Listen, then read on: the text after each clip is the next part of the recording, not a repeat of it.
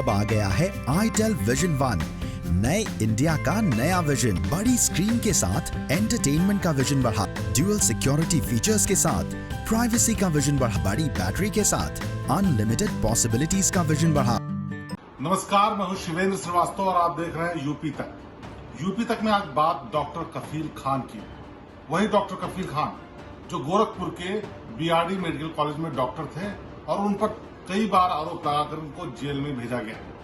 लेकिन इससे पहले कि हम बताएं कि ताजा स्थिति क्या है डॉक्टर कफील खान के बारे में, पहले आपको बताते हैं कि आखिरकार शुरुआत से लेकर अब तक डॉक्टर कफील के मामले में हुआ क्या। दरअसल ये सिलसिला शुरू हुआ 10 अगस्त 2017 को, जब बीआरडी मेडिकल कॉलेज जो कि गोरखपुर में है, गोरखपुर वही जहां पर मुख्यमंत्री योगी आदित्यनाथ का शहर है, वहां के बीआरडी मेडिकल कॉलेज में अचानक से कई बच्चों की मौत हो गई। पता चला कि ऑक्सीजन की सप्लाई की वजह से ये मौतें हुई थी।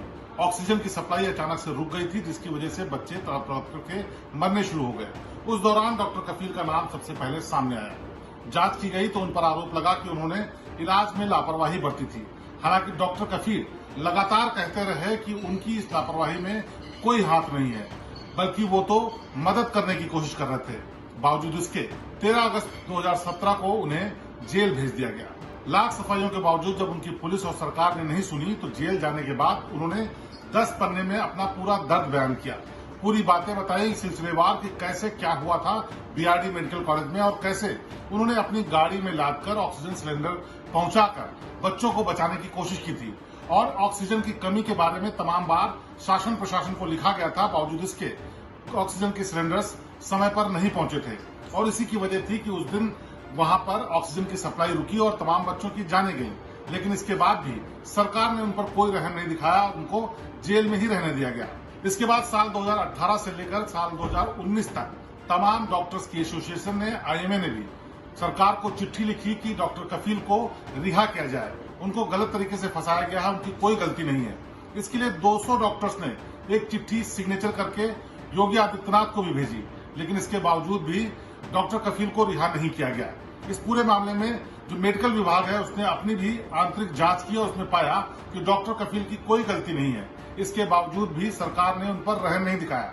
अपनी रिपोर्ट में आईएमए और तमाम दूसरे लोगों ने, इसके साथ साथ मेडिकल विभाग ने भी अपनी जांच में साफ तौर पर लिख कर दिया गया कि डॉक्टर कफील के खिलाफ कोई भी मुकदमा या कोई भी ऐसा मामला नहीं बनता है जिससे कि वो सीधे तौर पर इस पूरे मामले में दोषी हों। और उसके बाद ये रिपोर्ट शासन को भी दी गई। इसके बावजूद भी उनको जेल से रिहा नहीं किया गया। इस बीच तमाम संगठन और आईएमए के डॉक्टर्स लगातार गुहार करते रहे और कहते रहे कि डॉक्टर कफील की कोई गलती नहीं है, बल्कि उन्होंने मुश्किल वक्त में तमाम तरीके से मरीजों की मदद करने की कोशिश की, चाहे वो मुंबई का मामला हो, बिहार का मामला हो या यूपी के दूसरे मामले हो। उस सभी मामलों में डॉक्टर कफील ने खुद आगे बढ़कर लोगों की मदद करने की कोशिश की है। इसके लिए उनको रिहा किया जाए, लेकिन इसके बावजूद सरकार और पुलिस ने डॉक्टर कफील को किसी तरीके की कोई राहत नहीं दी। लगातार जेल में रहने के दौरान उनके परिवार के लोगों ने, उनकी पत्नी ने सरकार को चिट्ठियां लिखी, उनसे अपील की कि इस पूरे मामले की निष्पक्ष जांच की जाए, जिससे कि डॉक्टर कफील बाहर आ सके। इसके बाद भी उनके खिलाफ जो मुकदमा दायर था वो चलता रहा। जब स्वास्थ्य विभाग ने डॉक्टर कफील के खिलाफ सारी जांच में पाया कि उनकी कोई गलती नहीं थी, तो उनको छोड़ने का आदेश हो गए। वो जेल से रिहा भी हो गए। उसके बावजूद वो मुंबई पहुंचे, जहां पर उन्होंने एक भाषण दिया।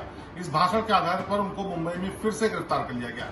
और ये भाषण ये भी था कि उन्होंने अलीगढ़ मुस्लिम यूनिवर्सिटी में एंटी-सीए प्रोटेस्ट के दौरान एक भड़काऊ भाषण दिया था, जिसपे आरोप था कि उन्होंने भावनाओं को भड़काने और लोगों को बरगलाने का काम किया है। इसके बाद सरकार ने उन्हें फिर से गिरफ्तार करवा दिया। इसी के साथ लगातार उनकी गिरफ्तारी और छूटने का सिलसिला चलता रहा। इन सब चीजों के बावजूद डॉक्टर कफील लगातार वो कहते रहे कि वो सिर्फ लोगों की मदद करना चाहते हैं, लेकिन पुलिस प्रशासन उनको फंसाने की कोशिश कर रहा है। 10 फरवरी 2020 को डॉक्टर कफील को अलीगढ़ की कोर्ट ने रिहा कर दिया, लेकिन इसके ठीक 3 दिन बाद यानी 13 फरवरी को उनको फिर से गिरफ्तार कर दिया गया। और इस बार जो उनके ऊपर धाराएं लगाई गई वो एनएसए के तहत थी, यानी बहुत ही सख्त धाराएं लगाई गई, जिसमें डॉक्टर कफील को जमानत मिलनी मुश्किल थी। इस तरह से लगातार वो जेल में ही बने रहे। इस बीच डॉक्टर कफील ने बार बार ये अपील की कि उनको बलि का बकरा बनाया जा रहा है, बावजूद इसके उनके मामले की सुनवाई निष्पक्ष तरीके से नहीं हुई। तो गोरखपुर के बीआरडी मेडिकल कॉलेज के डॉक्टर कफील की गिरफ्तारी और एनएसए के तहत बार बार हिरासत बढ़ाए जाने पर ये थी यूपी तक की खास पेशकश। प्रदेश की बाकी ताजा तरीन और बेहतरीन खबरों के लिए आप देखते रहिए यूपी तक। आज मुझे दीजिए इजाजत, आपसे फिर होगी मुलाकात नमस्कार।